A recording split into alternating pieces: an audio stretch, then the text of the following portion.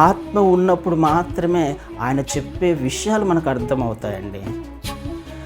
ఆత్మ లేనివాడు నా వాడు కాడు అని స్పష్టంగా మనకు రోమీయులకు రాసిన పత్రిక 8వ అధ్యాయంలో ఒక్క మాట చదువుతాను. అది 8వ అధ్యాయము 9వ వచనంలో ఎందుకు ఈ మాట చెప్తూ ఉన్నాడు ఆయన?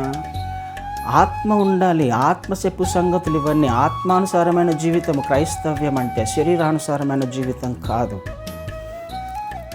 కదా.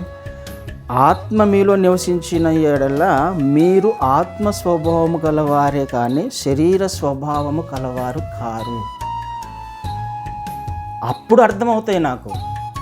క్రీస్తు వారి ఆత్మ నాలో ఉన్నప్పుడు ఆత్మ చెప్పే సంగతులు నాకు అర్థమవుతాయి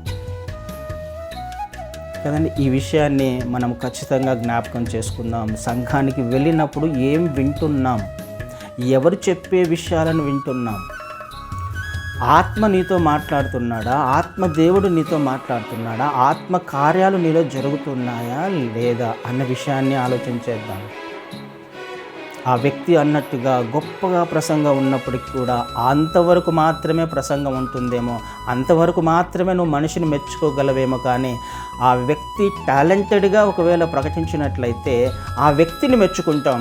ఆ వ్యక్తి ఆత్మతో ఒకవేళ ప్రకటించినట్లయితే నా జీవితంలో కార్యం జరుగుతుంది, విన్నవారి జీవితంలో కార్యం జరుగుతుంది. ఇది మనం గమనించాలి. సంఘాలలో తేడాను గమనించాలి. సేవకుడిని మెచ్చుకుంటున్నావు అని అంటే సేవకుడిని యొక్క తలాంతులు బయటపడ్డాయి. లేదు నీ జీవితంలో కార్యం జరుగుతుంది అని అంటే ఆ సంఘంలో ఆత్మ కార్యాలు జరుగుతున్నాయి అని అర్థం. ఆలోచన చేయడానికి ప్రయత్నం చేద్దాం ప్రియ సహోదరి సహోదరుడా.